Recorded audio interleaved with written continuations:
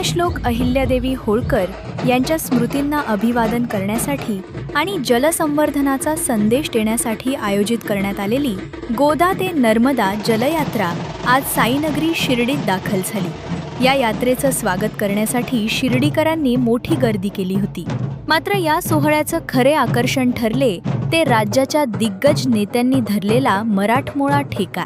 राज्याचे जलसंपदा मंत्री राधाकृष्ण विखे पाटील, आमदार गोपीचंद पडळकर आणि माजी मंत्री सदाभाऊ खोत यांनी या जलयात्रेत केवळ सहभागच नोंदवला नाही, तर ते पूर्णपणे या उत्सवाच्या रंगात रंगून गेले। शिर्डीच्या मुख्य रस्त्यावरून जेव्हा ही यात्रा जात होती तेव्हा ढोल ताशांच्या गजरानं परिसर दुमदुमून गेला होता। यावेळी माजी मंत्री सदाभाऊ खोत यांनी स्वतः गळ्यात ढोल अडकवून तो वाजवण्यास सुरुवात केली, ज्यामुळे कार्यकर्त्यांमध्ये एकच जोश निर्माण झाला। या सोहळ्याचे सर्वात खास दृश्य तेव्हा पाहायला मिळाले। नेत्यांमधील हा उत्साह आणि त्यांचा मराठमोळा अंदाज पाहून उपस्थित नागरिक आणि भाविक भारावून गेले होते। राजकारणातील हे दिग्गज नेते सर्व मतभेद बाजूला ठेवून एका सामाजिक आणि सांस्कृतिक कार्यात अशा प्रकारे सहभागी झाल्यानं या सोहळ्याला वेगळीच उंची प्राप्त झाली।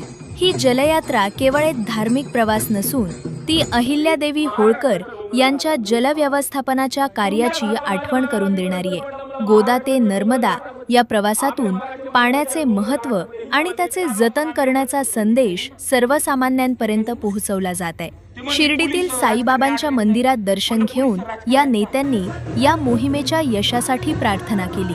पारंपरिक वेशभूषा, डोक्यावर कलश घेतलेल्या महिला आणि हातातील भगवे झेंडे यामुळे शिर्डीतील वातावरण अत्यंत मंगलमय झाले होते। या यात्रेच्या निमित्तानं शिर्डीत झालेला हा जल्लोष जलसंवर्धनाच्या दिशेनं एक महत्त्वाचं पाऊल मानले जात आहे।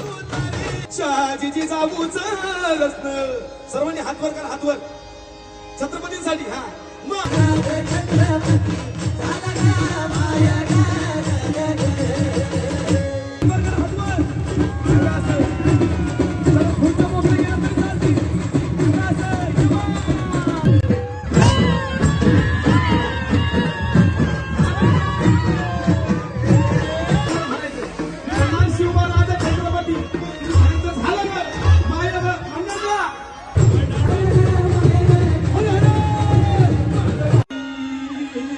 शिवराजा छत्रपती,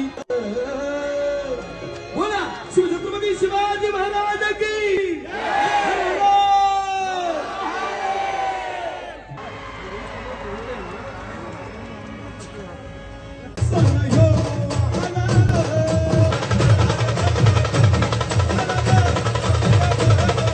लेख समजायचंय तिनं शोभा म्हणावं। राजकारण्याने आपल्याला शिकवलं। महिलांसाठी पुन्हा एकदा